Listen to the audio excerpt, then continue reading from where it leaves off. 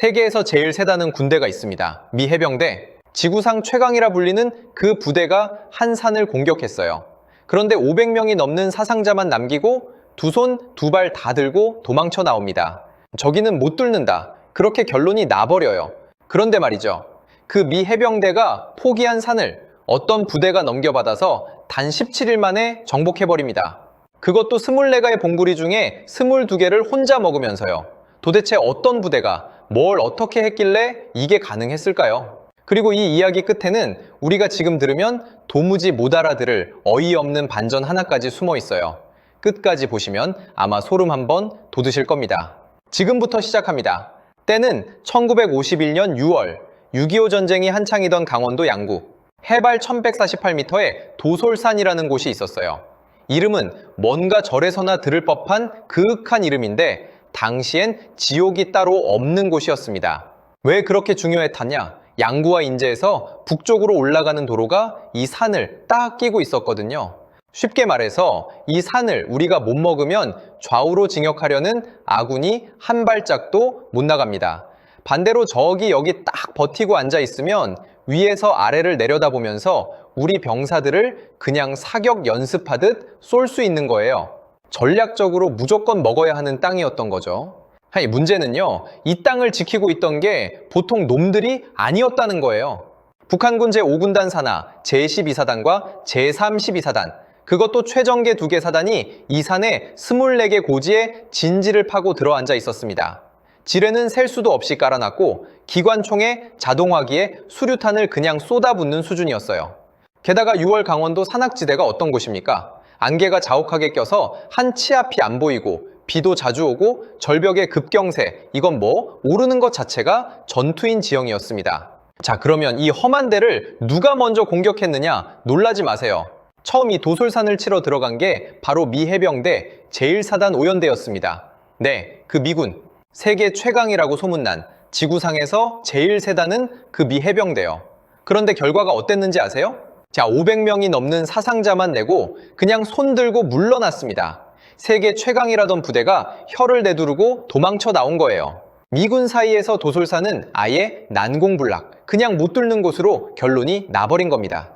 그럼 이 산을 누가 맡게 됐을까요? 미군이 두 손 다 든 이 지옥을 넘겨받은 게 바로 우리 대한민국 해병대 제1연대였습니다.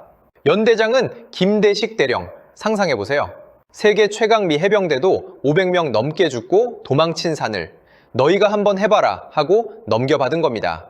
이거 받는 입장에서 어떤 심정이었을까요? 명예롭기도 하지만 솔직히 등골이 서늘했을 거예요. 6월 4일 드디어 우리 해병대의 공격이 시작됐습니다. 처음엔 우리도 교과서대로 했어요. 3개 대대를 나눠서 대낮에 정면으로 고지를 하나씩 치고 올라갔습니다. 정석 중에 정석이죠. 그런데 이게 웬걸, 미 해병대가 당했던 그대로 우리도 똑같이 당하기 시작합니다. 고지 하나 먹는데 피해가 어마어마하게 났어요. 적은 위에서 내려다보면서 수류탄을 던지고 우리 병사들은 절벽에 붙어서 기어 올라가야 하는데 포복으로 조금 전진하면 또 수류탄, 또 총알, 겨우 교두보 하나 만들었다 싶으면 적이 방역해서 도로 밀려나고 전투는 완전히 교착 상태에 빠져버립니다. 며칠을 그렇게 피만 흘리고 한 발짝도 못 나간 거예요. 이쯤 되니까 다들 알겠는 거죠. 아, 이래서 미군이 도망쳤구나. 정면으로 대낮에 교과서대로 쳐서는 여기 절대 못 뚫는다. 지켜보는 우리도 답답한데 그 안에 있던 병사들은 얼마나 미치고 팔짝 뛰었겠어요. 뭔가 다른 수를 내지 않으면 우리도 결국 미군 꼴 난다. 딱 그 위기의 순간이었습니다. 바로 여기서 이 이야기의 진짜 주인공이 등장합니다. 당시 1대 대장이었던 공정식. 나중에 제6대 해병대 사령관까지 오르는 인물이에요. 6월 10일경 연대 지휘관 회의가 열렸어요. 다들 모여서 이 교착 상태를 어떻게 깰지 머리를 싸매고 있는데 이 공대대장이 딱 입을 엽니다. 전술을 바꿔야 합니다. 연대가 한꺼번에 야간에 기습 공격을 해야 합니다. 이게 당시로선 정말 파격이었어요. 밤에, 그것도 이 험한 산에서 연대 전체가 한꺼번에 기습을 한다? 어떤 사람들은 이걸 두고 군사 교본에도 없는 작전이었다고 말할 정도예요. 밤에 절벽 같은 산을 오르다 헛디디면 그냥 끝인데 이 위험한 걸 감행하겠다는 거니까요. 그런데 여기에 기가 막힌 노림수가 숨어 있었습니다. 야간 기습은 사실 북한군이 자주 쓰던 그들의 주특기였거든요. 그러니까 북한군은 설마 한국 해병대가 자기들 전매 특허인 야간 공격을 그대로 되돌려줄 거라곤 꿈에도 생각 못한 거예요. 적의 허를, 그것도 적이 제일 잘하는 방식으로 찔러버린 거죠. 이 소식을 듣고 재밌는 일이 벌어져요. 우리 해병대가 연대 규모 야간 전투로 작전을 바꿨다는 걸 들은 미 해병 1사단장 토마스 장군이 직접 공정식 대대장을 찾아옵니다. 세계 최강 미 해병대 사단장이 한국군 대대장을 몸소 찾아온 거예요. 그 작전 내용을 자기 귀로 직접 듣고 싶었던 거죠. 공 대대장이 지도를 쫙 펼쳐놓고 설명하니까 토마스 장군도 고개를 끄덕입니다. 그런데 우리 공 대대장, 이 순간을 놓치지 않아요. 딱 조건을 겁니다. 한 가지 있습니다. 우리 해병들 피해를 최소화하려면 함포 지원, 항공 지원, 야포 지원, 이거 확실하게 해주셔야 합니다. 이 말을 들은 토마스 장군, 옆에 있던 작전 참모한테 딱 이렇게 지시했대요. 공 대대장이 요구하면 언제든지 아낌없이 지원하라. 캬, 미 해병대가 두 손 든 산을 우리가 넘겨받았는데 결국엔 이렇게 인정받은 거예요. 드디어 결전의 밤, 어둠이 산에 깔리자 약속대로 미군의 포격이 하늘을 찢으며 쏟아지기 시작합니다. 그 포격을 신호탄 삼아 사기가 오를 대로 오른 우리 해병 1연대 장병들이 일제히 함성을 지르며 고지로 돌진했어요. 그렇게 완강하게 버티던 북한군이 이 밤의 기습에 당황해서 도망치기 시작합니다. 6월 11일 새벽 2시 북한군이 마침 병력을 후방으로 재배치하던 바로 그 틈을 우리 해병대가 정확하게 파고들었어요. 그동안 그렇게 안 뚫리던 적의 주저항선이 도미노처럼 연이어 무너지기 시작합니다.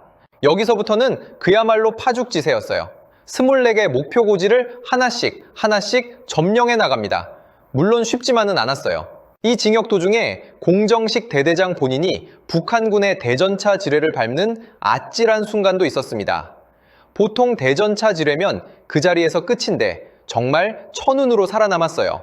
파편이 몸에 박혀서 의무실로 실려가 제거 수술을 받았죠. 수술이 끝나갈 무렵 후송차가 왔다고 보고가 들어옵니다. 부상당했으니 후방으로 빠지라는 거죠. 근데 공 대대장이 뭐라고 했게요? 누가 후송 간다고 했나? 난 여기 있을 테니 차는 돌려보내. 도솔산 정상이 코앞인데 대대장이 전선을 비울 수 없다는 거예요. 하룻밤 딱 쉬고 다음날 다시 전선으로 달려나갔습니다. 그 모습을 본 부하들 사기가 어땠겠어요? 하늘을 찔렀겠죠. 이 전투엔 잊어선 안 될 영웅이 또 있어요. 제주 서귀포 효돈동 출신 김문성 중위, 이제 겨우 22살이었어요. 9중대 이소대장이었던 이 청년은 가장 험한 고지에 투입됐습니다. 빗발치는 총탄을 뚫고 소대원들 맨 앞에서 돌진했어요. 적의 자동화기가 불을 뿜는 진지 앞 50m까지 육박해 들어갔습니다. 근데 거기서 적의 총탄에 맞고 22의 나이로 산화하고 맙니다. 그런데요, 자기 소대장이 눈앞에서 쓰러지는 걸 본 소대원들이 두려움을 떨쳐내고 오히려 분연이 일어났어요. 죽음을 각오하고 총공격을 퍼부어서 결국 그 고지를 점령해냈습니다. 22살 청년의 희생이 헛되지 않았던 거죠. 정부는 나중에 그를 1계급 특진시키고 충무무공훈장을 추서했고 2019년엔 6.25 전쟁 영웅으로 선정했습니다.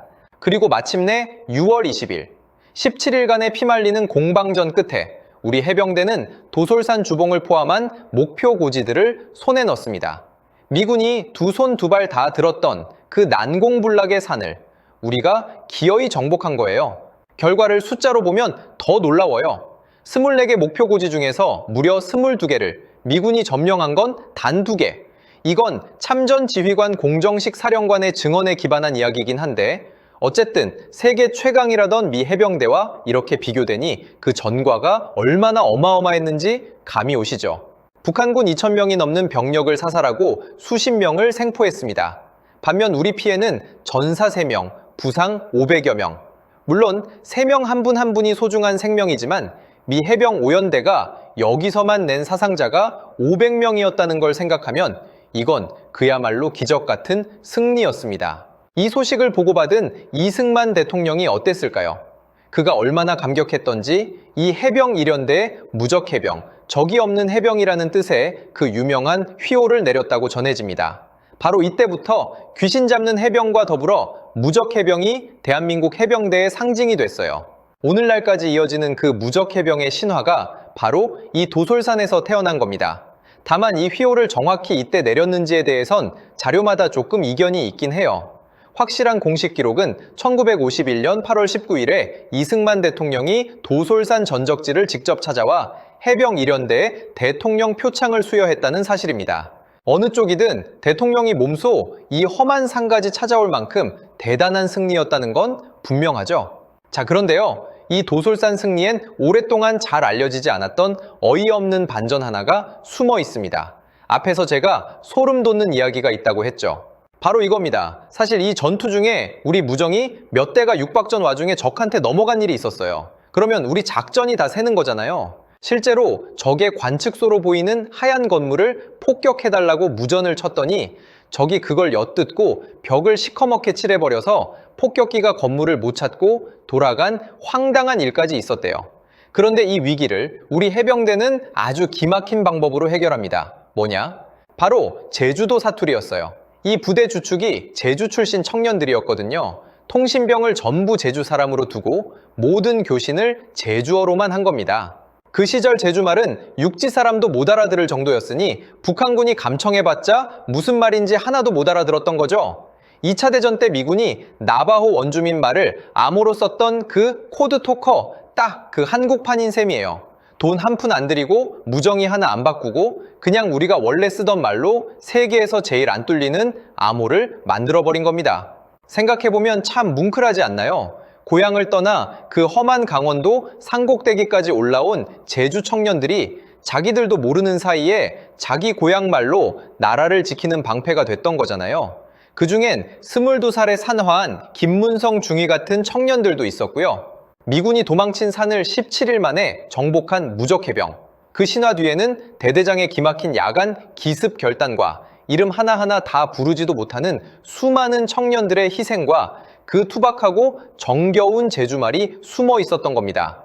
자, 오늘 이 도솔산 이야기 어떠셨어요? 저는 이 이야기를 파면 팔수록 우리가 몰랐던 우리 역사가 이렇게 많구나 싶어서 좀 먹먹해지더라고요. 이렇게 멋진 이야기가 하마터면 기록도 없이 그냥 묻힐 뻔했거든요. 좋아요랑 공유로 이 청년들의 이야기 널리 퍼뜨려 주시면 정말 감사하겠습니다. 다음엔 또 다른 흥미진진한 이야기로 찾아올게요. 감사합니다.